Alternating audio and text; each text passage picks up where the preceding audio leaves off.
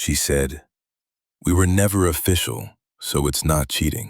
When I found the lingerie pics she sent another guy, I took back my key and blocked her. Now everyone knows she's a liar, and she's quietly falling apart. Hey viewers, before we move on to the video, please make sure to subscribe to the channel and hit the like button if you want to see more stories like this. Thanks. I used to think 8 months was too soon to give someone a house key. But Cassie had a way of making ordinary caution feel like distrust. She said it on our third date while I was walking her to her rideshare. "You're different, Nate. You actually listen." I'd heard that line before, but this time it sounded sincere, and I wanted to believe it. Believing became a habit. I believed her when she said her ex was just spiritual baggage, and that the late-night coffee they grabbed was closure, nothing more. I believed her when my bank app buzzed, and she joked that the mysterious $60 Venmo request for emergency nails was a test to see if I noticed. I paid it anyway.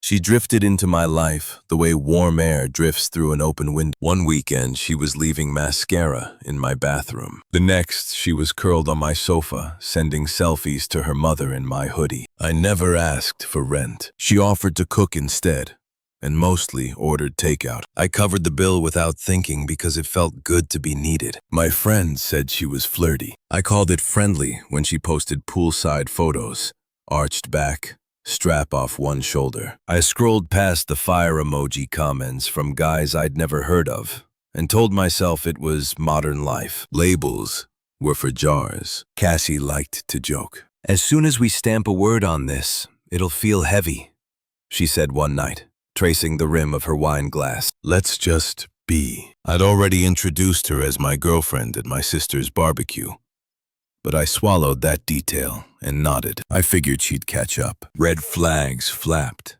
but softly. She disappeared once for an entire evening, answering my texts at 2 a.m. with, "Sorry, phone night ran late." The next morning, I replaced the battery in her old iPhone and handed it over like a peace offering. She kissed my cheek and said, "You're a lifesaver," which sounded close enough to thanks. When her alternator failed, I called a buddy at the shop and got her a deal. She hugged me in the parking lot and whispered, "No one's ever taken care of me like this." Those words lit a fuse of pride I didn't realize could burn down trust. The same night, as we split fries on my couch, she asked, hypothetically, "Would it bother you if I grabbed drinks with an ex?" Pure closure. Some guys get weird. I laughed too loudly and said I wasn't some insecure high schooler. She smiled, satisfied, and changed the subject to vacation plans. That was Cassie's talent. She made every concession feel like confidence, every boundary feel like paranoia. I kept leaning in, thinking commitment meant silence about little worries. I never imagined silence would become my only defense. 2 Fridays later, I was finishing a late shift when Cal from accounting slapped his phone onto my desk. "Dude, isn't that Cassie?" he asked. The screen showed an Instagram story. Green circles, close friends, a hotel bathroom. Cassie stood in the mirror, silk robe half open. Someone else's tattooed forearm holding the phone. Caption, "Healing energy. Grateful heart." I stared until the clip replayed. My first thought wasn't anger. It was how strange the robe looked. Hotel white instead of my navy cotton. I drove home on autopilot, the dashboard clock ticking louder than the engine. At my place, her sneakers were by the door, but the apartment felt vacant. She texted at midnight, "Hey babe, can we talk tomorrow? Long day, crashing at Lana's." I replied, "Sure," and slept on the couch, even though the bed was free. Saturday morning, I walked to her apartment with the spare key in an envelope. She answered, wearing my vintage concert tee like a trophy. "Morning," she said, casual, eyes flicking to the envelope. "Everything okay?" "I saw your story," I said. She blinked, then gave a tiny shrug. "Oh, that. You were with him last night, weren't you?" "So what if I was?" She leaned on the doorframe, as if boredom proved innocence. "I've been exclusive with you for 8 months. You stay at my place more than your own. You have my key, Nate. We were never official, she said. Tone patient enough to teach preschool. You can't cheat if no one used the word relationship. I held up the envelope. It was a label to make her happy. You got too attached. That's on you. She crossed her arms, the hem of my shirt touching bare thighs that weren't mine to admire anymore. I resisted the urge to laugh. Safe is different from serious. Not to me. She rolled her eyes. You're overreacting. It was just a night. We never said we were exclusive. I said it every day. By choosing you. I placed the envelope in her open palm. Inside, along with the key, was a note that simply read, "Please do not return." She opened it, mouth parting. You're really doing this? One misunderstanding, and you ghost. I'm not ghosting. I'm leaving. I stepped back into the hallway. Take care, Cassie. Her voice followed me down the stairs. First amused, then sharp. You'll regret this when you calm down. Outside, the air smelled like rain and freedom. I muted her number before I reached the street. I didn't slam any doors or post a cryptic status. I just walked until my legs hurt, making space where her excuses used to live. The first thing I noticed after walking away was how quiet everything became. Not just the notifications. I muted her, unfollowed, blocked, cleared the message threads, but the internal noise too. No more second-guessing myself. No more decoding half-truths. No more pretending it was okay to be halfway chosen. That weekend, I stayed offline. I cleaned out my apartment like it was haunted. Cassie had left traces everywhere. A hairbrush in the drawer. 3 cans of her favorite seltzer in the fridge. Her handwritten grocery list still magnetized to my freezer door. Almond milk, sea salt chips, mascara. I tossed it all, not in a fit of rage, just methodically, deliberately. The way you take off a cast after too long, realizing your skin underneath can finally breathe. Monday came, and with it, the ripples. Cal from work slid into my cubicle during lunch. Dude, you okay? He asked. I'm good. I mean, I didn't know it was like that with you too. You kept it pretty low-key. Yeah, I said. Turns out, so did she. He nodded slowly. She's been posting a lot.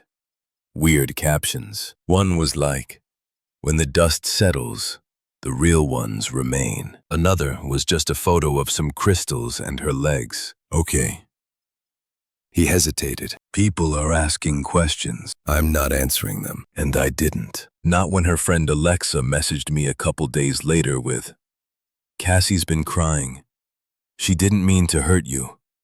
It was just a weird time for her." Not when my cousin texted, "Did you and Cassie break up or something?" She just liked all my stories at once and hasn't done that in months. I said nothing. I didn't post anything either. No gym mirror selfies. No stories of me out with friends. I wasn't on some revenge arc or trying to win a breakup. I just wanted my peace back. And for the first time in months, I had it. That Friday, I went to the park and sat alone for an hour watching some kids play basketball. One of them was wearing the same jersey I had when I was 15. I thought about who I'd been back then. Idealistic, soft-spoken, convinced that love was about proving yourself until someone finally saw you. I don't think that kid would have left Cassie. I think he'd have begged for an explanation. Tried to fix things, maybe even apologized for being unclear about exclusivity. But I wasn't that kid anymore. The following week, things shifted again. Just not in my direction. One of Cassie's exes, a guy named Derek I only knew by name, posted a screenshot on his story. ADM from Cassie. Time-stamped 2 days after I walked away. I miss how calm you were. Everyone else is just so cold. Can we talk? I've grown since last time. You once said I was the one that got away. Underneath, Derek had written, "Y'all warned me. I didn't listen. Never again." I didn't share it. I didn't need to, but others did. Screenshots floated into my DMs from people I hadn't heard from in months. Bro, isn't this your girl? Damn, she's on a tour. Apparently, the guy from the hotel story had already cut her off. She tried to pass it off as a fling that meant nothing. But he posted a photo of his new girlfriend the next weekend with the caption, "No drama, just real love." Cassie didn't post for 3 days after that. Then came the desperation texts. I'd blocked her number, but she used another one, probably a burner. Wednesday, 9:13 p.m. Hey, just wanted to talk. Can we meet? I owe you an apology. Thursday, 12:41 a.m. I didn't realize how much you mattered until you left. I was scared, Nate. I self-sabotage. I'm working on it. Friday, 7:07 p.m. You're really not going to say anything after everything we were? No response. I didn't need closure from the person who tore things open. The last message came Sunday afternoon, right as I was helping my sister carry some chairs into her backyard for a family cookout. Sunday, 2:02 p.m. It's actually disturbing how cold you turned out to be. You didn't even try to talk to me. Maybe if you had any emotional depth, we could have worked through it. I guess I was dating a coward. I blocked that number too. Later that night, sitting under my sister's string lights with a plate of ribs and a dog sleeping on my feet, I realized I hadn't thought about Cassie for more than 5 minutes all weekend. And even then, it was just to shake my head and smile. She could call me cold, but silence isn't cruelty. Sometimes it's survival. 2 more weeks passed. By then, Cassie's name barely came up. But when it did, it was never from me. People started seeing the full picture without my help. At work, Kel pulled me aside during lunch again. So remember that guy she was with at the hotel? The tattooed arm? Yeah. He's been bragging about how he never actually dated her. Said she was clingy, kept trying to spend the night, and he told her to go home. I didn't react. Kel waited for something. A smile, a jab, some petty victory. But I just took another bite of my sandwich. Across town, word was traveling fast. Cassie's carefully curated image, the chill, artsy, free-spirited girl, was cracking. People she used to go out with were saying things like, "Yeah, she kind of did that to me too." Or, "She's always keeping backups." Even the ones who blindly defended her at first were going quiet. She wasn't just losing relationships, she was losing credibility. And then came the group chat fallout. Alexa, her self-proclaimed best friend, posted a long vent in one of the mutual friend group stories. It was vague, but not really. It's exhausting being friends with someone who lies to everyone, plays victim, and uses people for attention. Sometimes people grow by burning every bridge they've ever walked on. A bunch of people reacted with clapping emojis. Someone replied, "We all know who this is." Cassie tried to recover. She posted a throwback pic of her and Alexa with the caption, "Sisters fight, real one day." But no one commented. No one reposted. It just sat there, like a dying leaf on a dead tree. Then she started messaging people I hadn't spoken to in months. Lauren, a friend of my cousin's, sent me screenshots. Cassie had reached out to her, asking how I was, if I seemed open to reconnecting, if I'd said anything about her. Lauren responded, "You really messed up. Maybe just let him live in peace." Cassie replied, "I didn't cheat. We weren't exclusive. This whole thing is so blown out of proportion." It was the same line, like a script she couldn't stop reading from. Even when the audience had left, I didn't answer any of it. I had nothing left to say. But Cassie clearly wasn't done. The final unraveling came one night at a mutual friend's birthday party. Someone I hadn't seen in months, but who still liked me enough to invite me. It was a rooftop thing, nothing fancy. Beers, cheap wine, neon lights strung across patio furniture. I showed up late, wearing the same leather jacket Cassie once said made me look like a divorced rock star in the best way. I remembered laughing when she said it. Now it just felt like armor. I was catching up with some old friends when I saw her across the roof. Cassie, alone. She looked thinner than I remembered, hair curled too precisely, makeup heavy, like she was trying to paint over regret. Her smile flickered whenever people looked away. I turned back to my drink, said nothing. About half an hour in, she approached. Everyone else suddenly got very interested in their phones. "Hey," she said. I met her eyes. "Cassie, you look good, thanks." She looked around, then leaned in slightly. "Can we talk just for a second?" I nodded, motioned toward the far side of the patio. She walked like someone trying not to wobble in heels they regretted choosing. Once we reached the railing, she sighed, like she'd just survived a war. I feel like things ended without a real conversation," she said, "and I think about it every day." I didn't reply. "I know I messed up," she continued. "I didn't handle it well, but it wasn't cheating. You never said the word exclusive." I finally looked at her. "You're still saying that." She blinked. "I mean, it's true, isn't it? I thought we were figuring things out. You wore my hoodie to sleep at my apartment 5 nights a week. You kept your makeup in my bathroom drawer. You called me your boyfriend in front of your mom." "I panicked, Nate," she said. "I didn't know what I wanted. And then you just left. No conversation, no explanation. It hurt. You said we weren't official, so I took your word for it." She stared at me, mouth slightly open, like she couldn't believe I was using her words against her. "I didn't think you'd just walk away," she whispered. "I know. You thought I'd stick around, wait it out, let you keep your options open. You thought I'd fight to prove I was worthy of being chosen." Silence.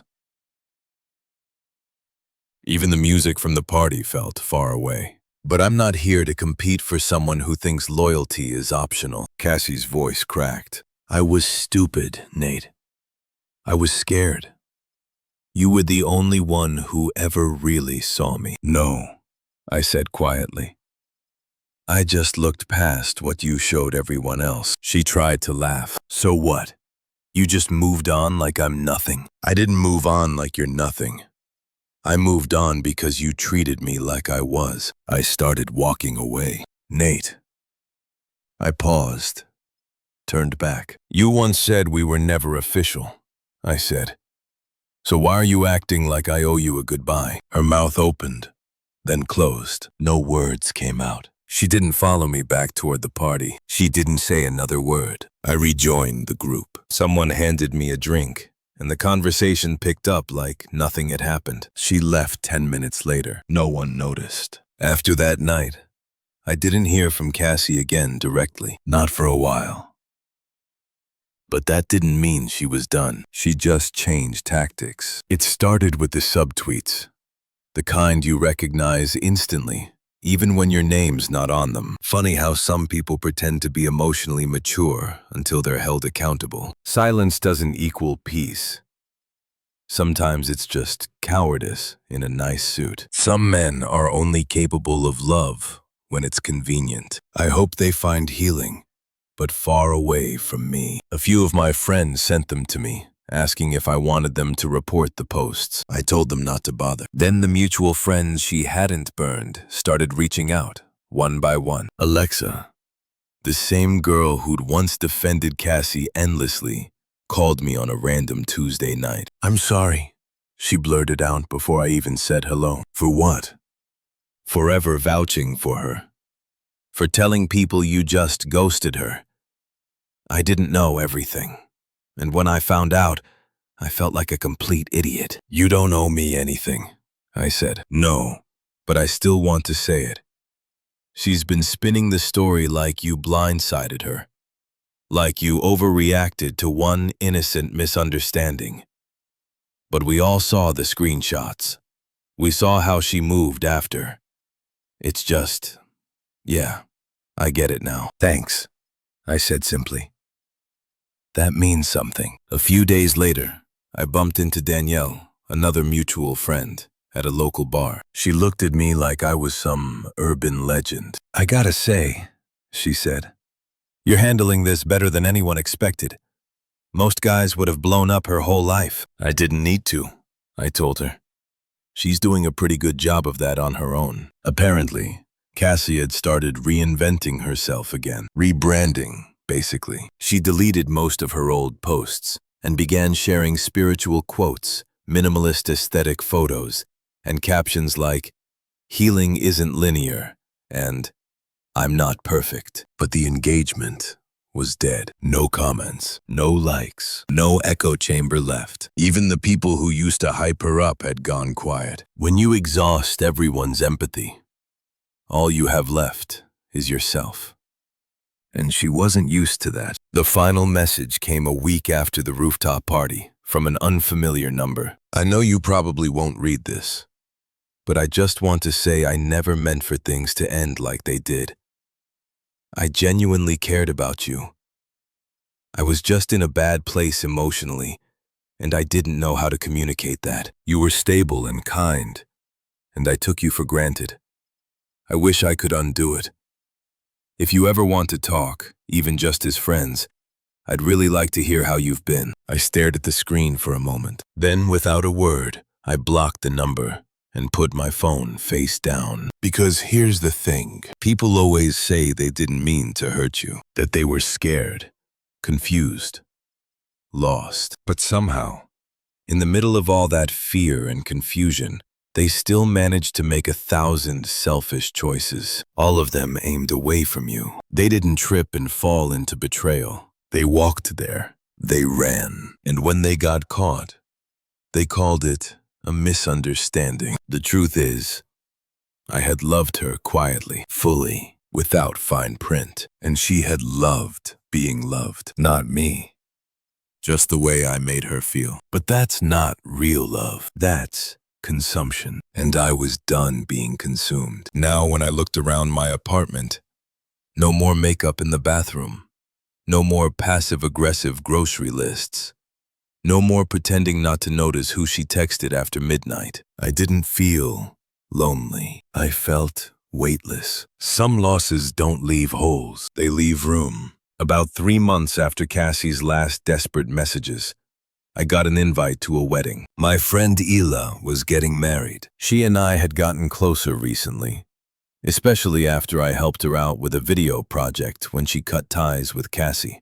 I didn't know if Cassie would be there, but by then, I didn't care either way. I had moved on, not just from her, but from everything tied to that chaotic version of my life. I'd started my own creative agency, low profile, but already getting real traction. I'd moved into a new place that was quiet, clean, and actually felt like home. I had a steady circle of real friends now, and even someone I was slowly getting to know, Aaron, an architect who hated Instagram and preferred bookstores over brunches. So, I went. The wedding was beautiful, intimate, elegant, everything Cassie used to call boring. About halfway through the reception, I saw her. She wasn't glowing anymore. She looked thinner, stressed, like she hadn't been sleeping much. The hair and makeup were still technically perfect, but the aura was cracked. The fakeness had lost its shine. She was standing alone near the bar, clutching a drink. She wasn't really drinking. When she saw me, her face froze. Then she smiled, too wide, too eager. She made her way over. "Hey, wow, I didn't know you'd be here," she said, brushing her hair behind her ear like she used to when she was nervous. "You look different." "I am," I said simply. She blinked. "You changed your hair, and you're dressing sharper now." I didn't reply, just took a sip of water and waited. She laughed nervously. "I've been meaning to reach out. Things got complicated. You know how crazy everything got. I wasn't in a good place back then." I looked at her calmly, and now her smile faltered. "I'm working on it. Therapy, journaling. I'm trying to realign." I nodded slightly, like I was listening to someone pitch a startup I had zero interest in. Then she lowered her voice. "I miss you. I was stupid. What I had with you, it was real. That guy, Colt, he was just fake, immature. He ended up moving to Miami with some fashion student. I found out through a TikTok comment. Can you believe that? I didn't flinch. Yeah, I said. I can. She stepped a little closer. I thought I wanted excitement. But excitement doesn't keep you grounded when you're falling apart. I paused for a beat, then said, "You called me safe, like it was a flaw." "I know," she said, biting her lip. "I was so wrong. You were the only person who actually saw me, who cared. I missed that. I miss you." She waited, expecting a soft spot, a crack. There was none. I smiled politely. "Cassie, I'm not angry anymore. But I'm not available anymore either." Her eyes widened. "Are you seeing someone?" I didn't answer right away. I just glanced across the room, where Erin was laughing with Isla by the dessert table, looking effortlessly at peace. Cassie followed my gaze. Her face dropped. "You replaced me," she said, voice strained. "No," I said. "You removed yourself." Her breath caught. I added, "You taught me what I don't want." That lesson stuck. Her tone shifted. Desperate now, not seductive. "Please, can we just talk? One night. Closure. Coffee. Anything." I shook my head gently. "I've closed that chapter. You just didn't notice until the book was already shelved." She blinked rapidly. "I was your person." "No," I said firmly. "You were a loud chapter in a quiet story. But it ends here." And with that, I walked away. She didn't follow. She just stood there, holding her untouched drink, in a room full of people who no longer saw her the way she wanted them to. Erin looked up and smiled as I rejoined him. I smiled back, genuinely. No weight in my chest, no anger in my gut. Just clarity. Cassie wasn't the one that got away. She was the one I escaped from, and nothing ever felt safer than that. Thanks for watching. Make sure to subscribe to the channel and hit the like button. What do you think about this story? Share it in the comments.